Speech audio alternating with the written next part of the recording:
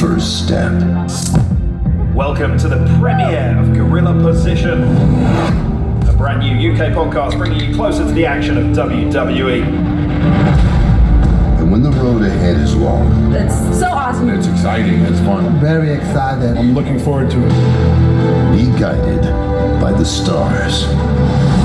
This kind of buzz and this kind of excitement. These people are going crazy. Well, I'm happy to be here in front of you. But at some point I might flip the script a little bit, so stay on your toes. Turn the music loud. I've never tried to play the harmonica.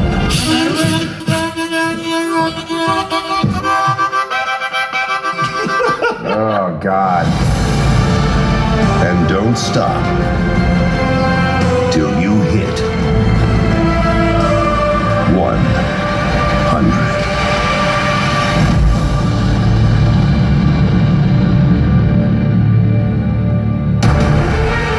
Tonight, the show that celebrates WWE celebrates a milestone event.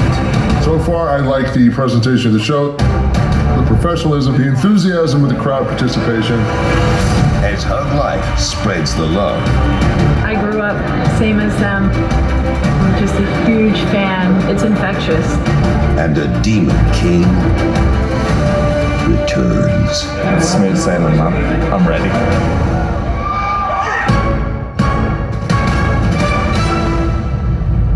Tonight, it's the show for fans, by fans.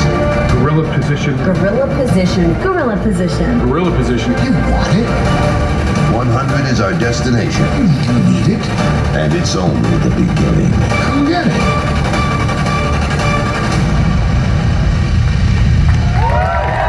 It's here.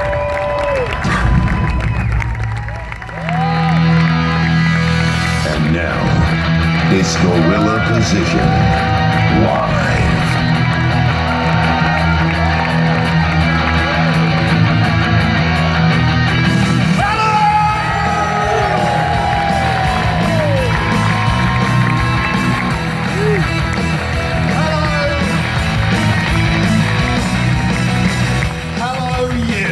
Welcome to Gorilla Position Live! Lovely cheer, thank you very much. Thank you so much for coming out to our show tonight here in the brilliant Indigo at the O2 here in London. I know some of you have travelled literally halfway across the country to be here tonight, so I massively appreciate it. And I hope you're not sorely disappointed by the end of the evening. I'm sure you won't be, because tonight we celebrate WWE. Cheer for that, yes! And tonight we celebrate 100 shows of our little show, Gorilla Position. Bigger cheer. Now, for those of you listening at home, it's not all about you guys. There are people listening at home, available on podcast platforms everywhere, by the way, please subscribe. For those of you listening at home, my name is James Dilo, your host and your guide through the wonderful world of WWE. Thank you for hitting the download button on this, your pro wrestling / sports entertainment podcast. A pleasure. Now, for you guys here in London, I want you to do me a favor, and I want you to literally burst the eardrums of the people listening at home. So please indulge me.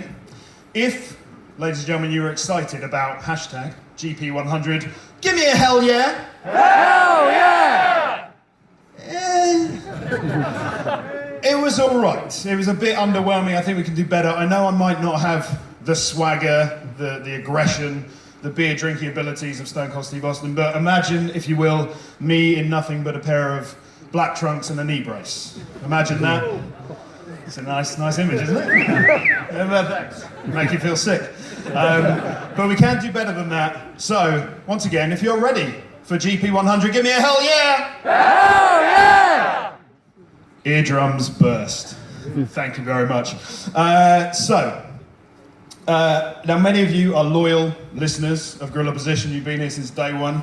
But a lot of you, let's be honest, let's be frank, are simply here to see our very special WWE Superstar guests and have absolutely no idea who I am, which is fine. I'm not insulted. I'm not upset, but tonight is a good opportunity for us to get to know each other better and we can welcome you into the Gorilla Position family.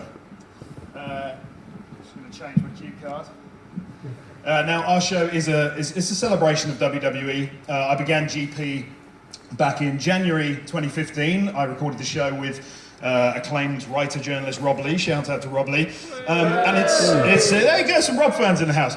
And it's since grown into the biggest and best WWE fan cast in the UK. We've had some of the biggest WWE superstars being interviewed on the show. We've had Stephanie McMahon on the show. We've had John Cena.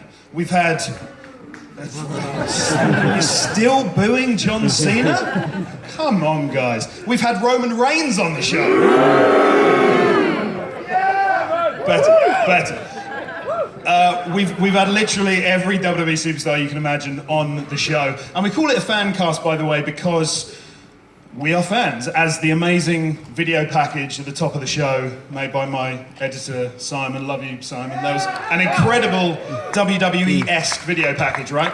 But as that video suggested, it's a show made by fans for fans. We love WWE, you love WWE, and so GP is a weekly party that you're all invited to share in that passion. Let's be honest, though. Not everything we see on WWE TV week in, week out is great. We don't love it all, do we? We always try and be honest and frank with our opinions of what we see, but also, quite honestly, if things don't meet our expectations, if we don't see what we want to see on WWE TV, boy do we like talking about it. We love debating about it and getting hot about it and getting angry about it. But equally, when the stars align and the action is incredible, and the story is great and the emotion is great, I'm sure everyone in this room will agree, when everything comes together, there's nothing quite like WWE in the world. Is that right?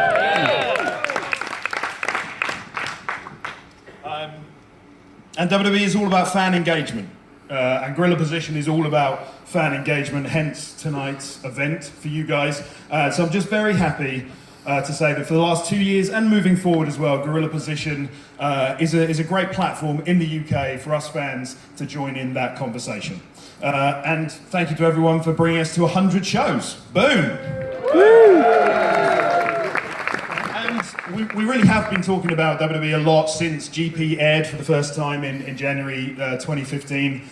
For example, some great memories. Who can forget Seth Rollins' incredible cash-in with his Money in the Bank briefcase at WrestleMania 31 in the Levi's Stadium. Great moment, right?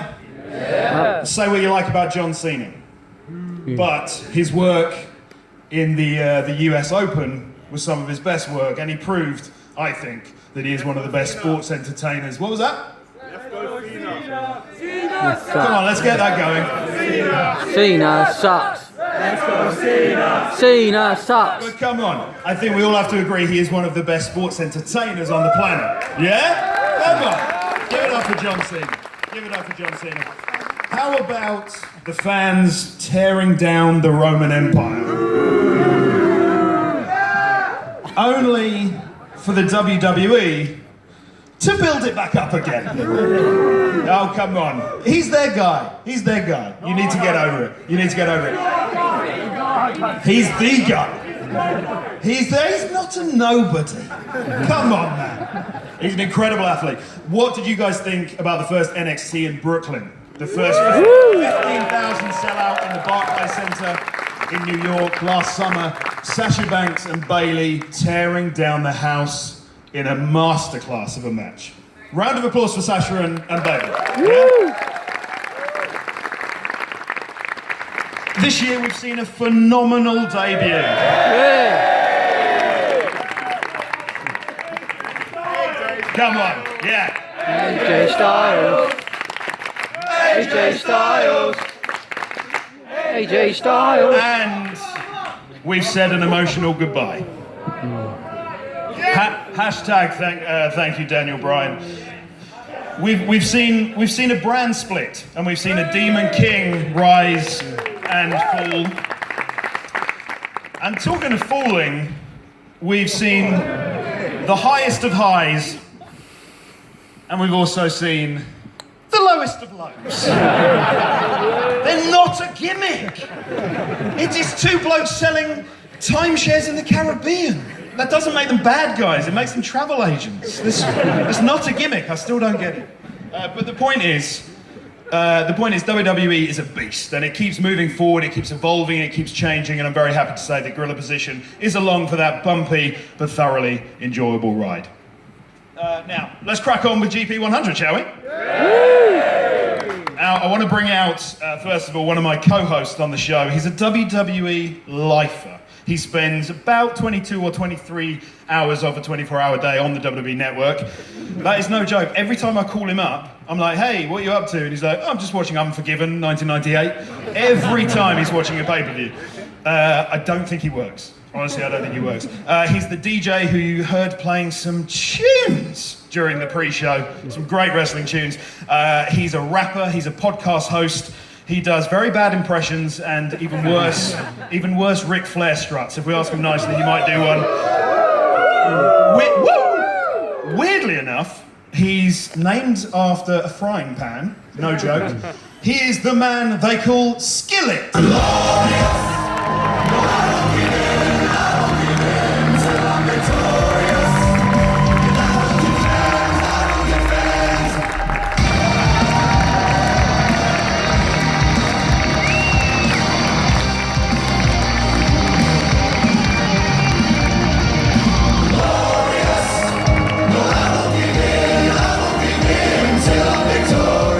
Cut this music.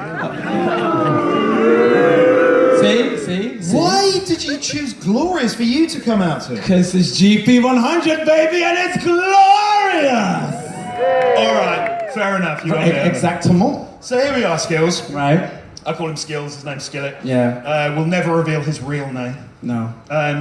But here we are, GP100, we're celebrating 100 shows of Gorilla Position. We're celebrating WWE tonight. Mm-hmm. Skills, how are you feeling being on stage tonight? I'm glorious, and I'm excited, man. Are you guys excited? Absolutely.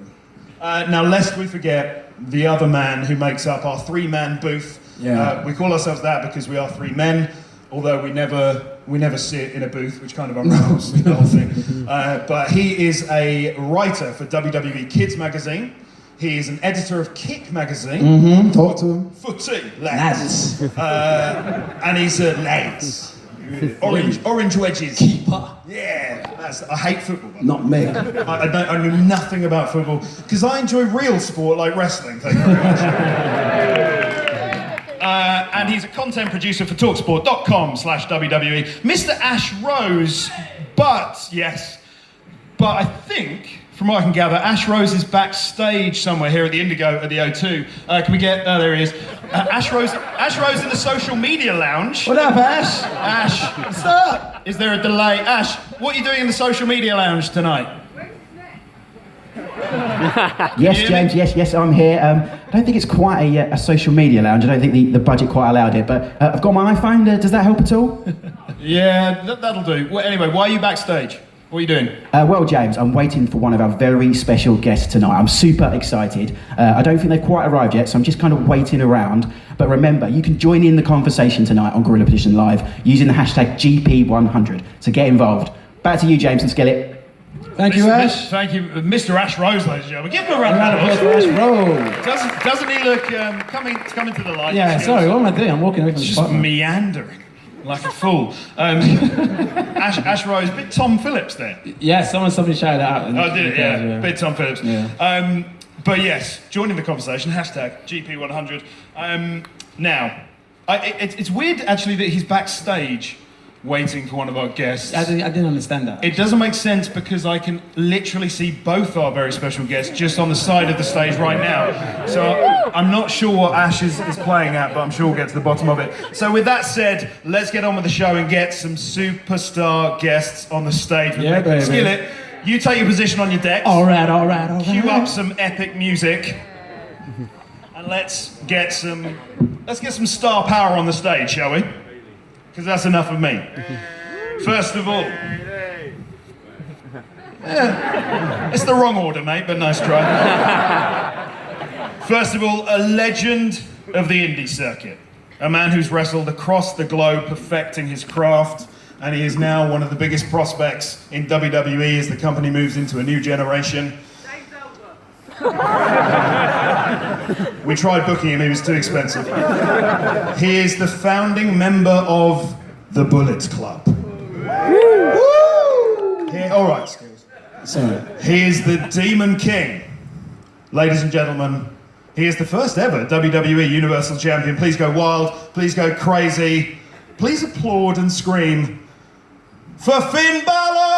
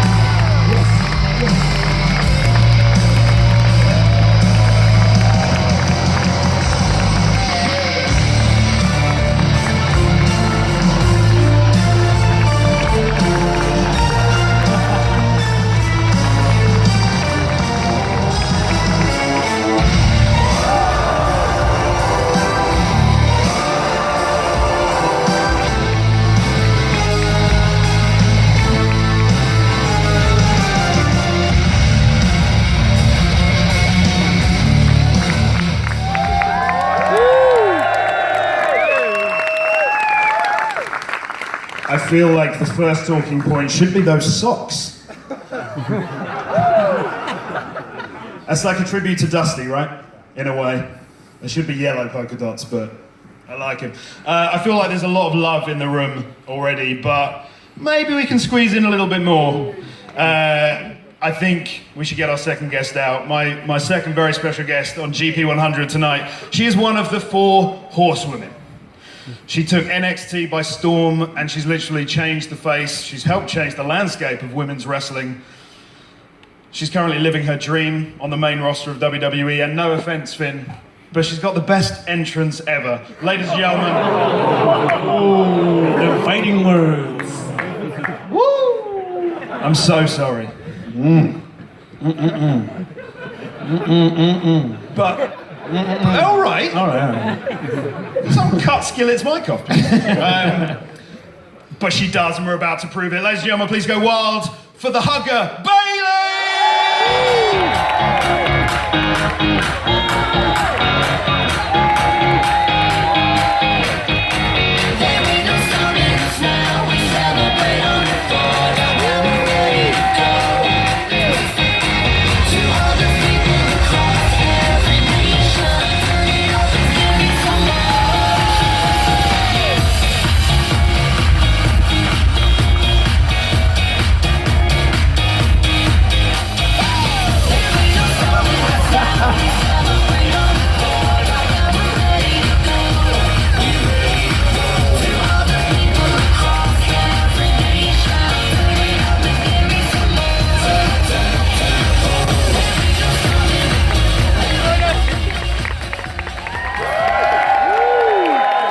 How about those guys, eh?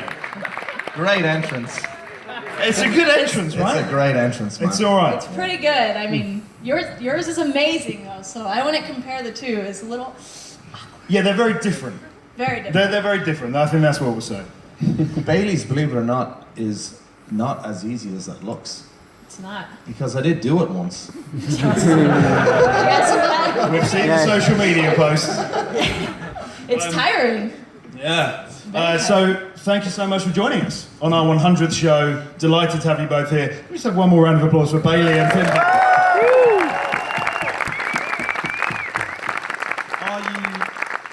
Are you guys excited to be back in London? Oh, absolutely. Yeah. Always. Hell yeah. Of course. God, I wish we had a little more time here, but...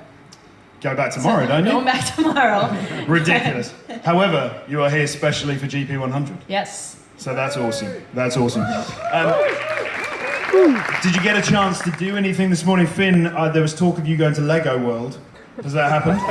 That did not happen. There was also... You need to get some more bits, right? There was also talk of me going to Red Church to see the incredible wall mural that's been done, Finn art style. Finn art. But we've had to put that on pause, so hopefully I'm going to get to see it maybe next week or the week after if I'm back over this side of the pond for the holidays. Can I just ask you, just going back to the Lego thing, what is your obsession with Lego? For me, obviously, it was a huge Lego player as a kid, and helped kind of spawn a lot of creativity. Now it's just something that helps me kind of zone out and get away from all the pressures of wrestling and society and everything, and just kind of be at one with this little puzzle for an hour or two. I do understand it. My daughter, who's 5, she's just... Do you know what? Genuinely I didn't mean that to be a joke at all. But this is a true story. Izzy has Easy, James, come on. Izzy has just been bought her first Lego, and she's loving it. And I was playing with it with her and thought I could get into this. I've actually asked my wife for some Lego for Christmas. True story. True story. So I appreciate the Lego obsession. Bayley, do you have an obsession? What's your go-to hobby if you need some downtime? I've had to find different hobbies because growing up, obviously wrestling was my only obsession, my only hobby. Of course, and yeah. it was different from everybody else. They're like, what do you like to do? And it was always wrestling. But now that this is my profession, I had to find other things to do. Same as him, just to kind of take your mind off things. I used to play basketball in high school, so I kind of just go shoot around and somewhere or at the gym, or I've started doing word searches because I used to do them as kids. Are you serious? I time myself. It's a game on the iPad, and you can just... Why are you laughing at me? You play Legos. It takes my mind off things. It's really funny you should say that, actually, because my 90-year-old granny loves it. And no, it's very cool. It's very cool. Right, let's get into it. Finn, I feel like the first question of the night should be, how's the shoulder? It's feeling good, man.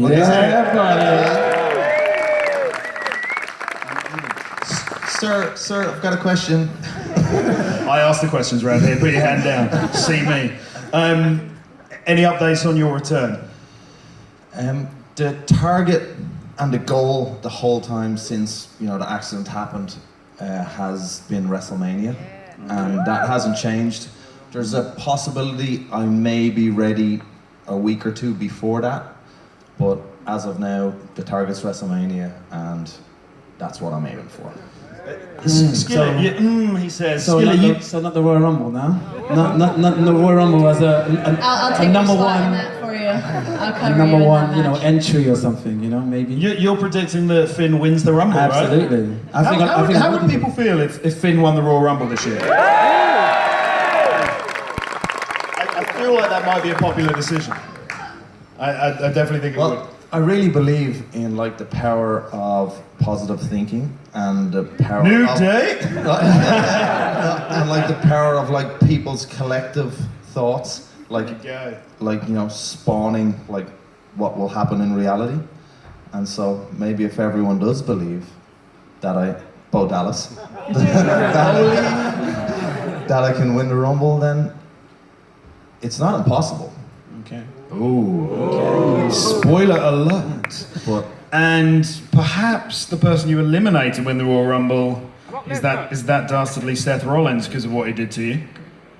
I wanted to ask you about Seth Rollins just because there was a lot of talk about Seth and his safeness in the ring. A couple of accidents and injuries have happened in matches he's been involved in.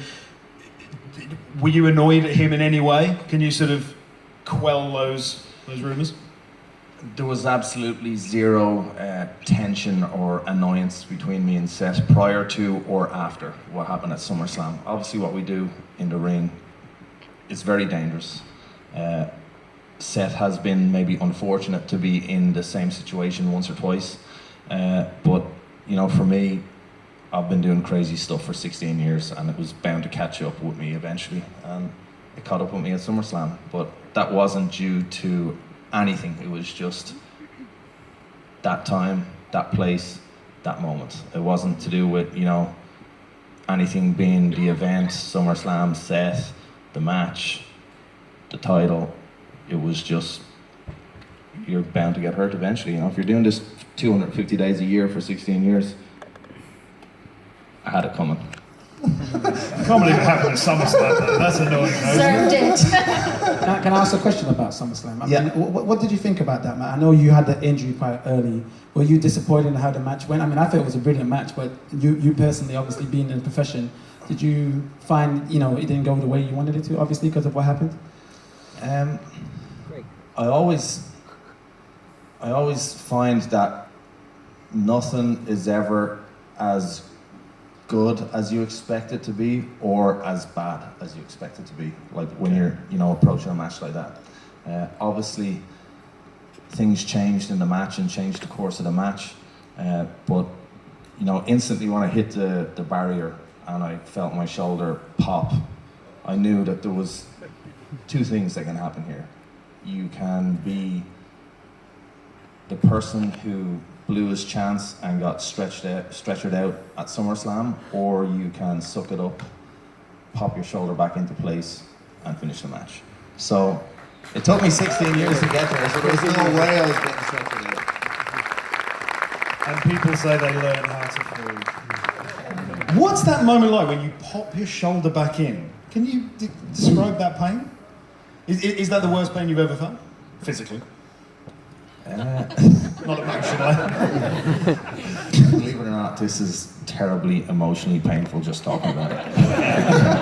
It's awful. No, it's funny because like the pain wasn't really until after I woke up from surgery.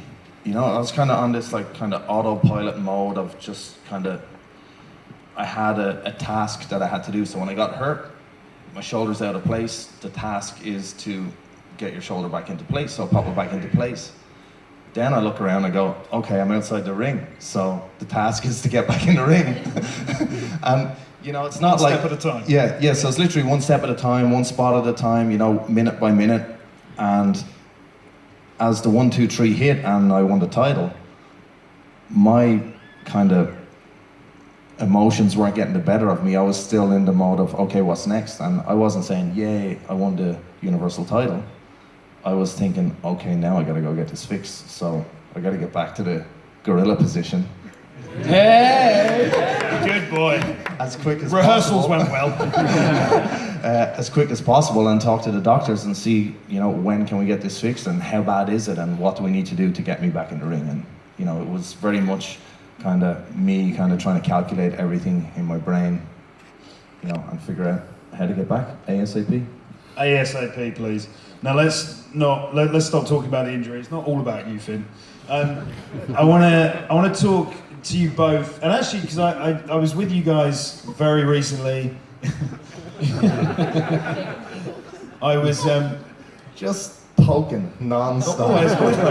Always the same.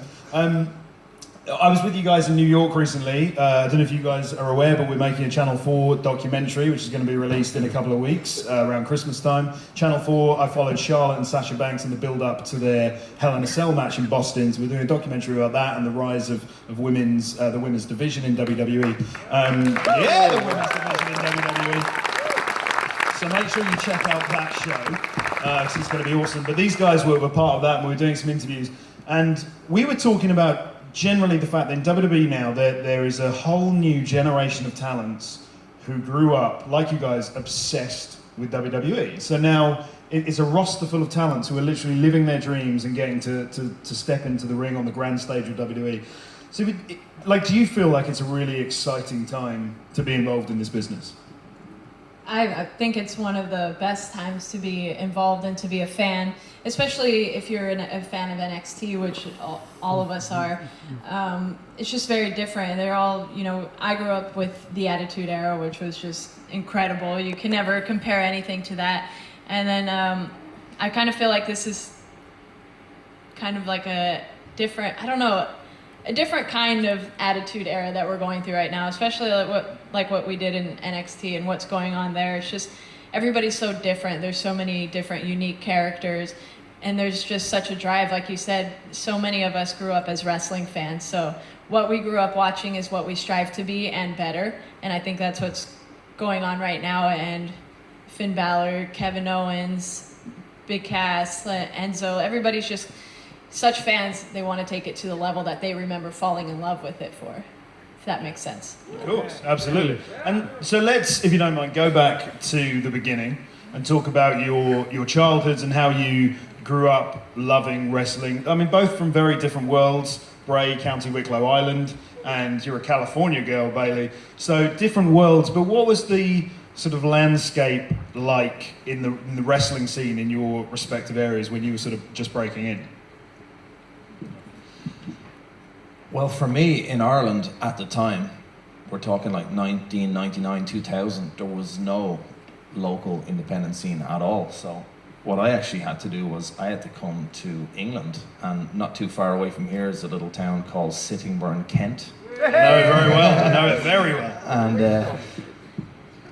I was reading Power Slam magazine on the weekly from about like the Power Slam magazine. Yes, I'm so glad you said that. Shout out to Finlay Martin. Yes. Sorry, continue. So, every month I'd be reading this magazine and I'd see this little advertisement in the back for Hammerlock Wrestling in Kent. I was like, well, I want to be a wrestler, so I got to start somewhere. So, I packed my bags and flew over to Kent, and by accident I actually went to Ashford, Kent, because that was the mailing address for the check that I had to send for the wrestling school. So you went to the wrong place. Yeah, so it's a good start. So the first day I'm supposed to be at wrestling training, I'm like knocking on this house in like a housing estate. I'm like, this doesn't look like a wrestling gym for some reason. But finally made it, and so my journey started here. From there, like things started to expand. Just pulled the string out of my pants. Sorry. I don't know what it is. It looks like one of my hairs. Not pubic. Good Lord. So sorry, Finn. Continue. Well, yeah, I think the independent scene wasn't like as big as it is now back then, and gradually it started to expand, and somehow I ended up in Japan and then back here in the independents. But seeing how it is now and how wide open everything is, and I remember I want to say it was about 6 months ago, right when we were taping the Cruiserweight Classic, and I'm in the Performance Center with Zack Sabre Jr. and Noam Dar, two of the guys that I started with Hammerlock. Big applause for them. And we're stood in the Performance Center, and there's Daniel Bryan there, and there's Regal there, and Triple H is there, and we're looking at each other, giggling, going how the hell did we all end up here?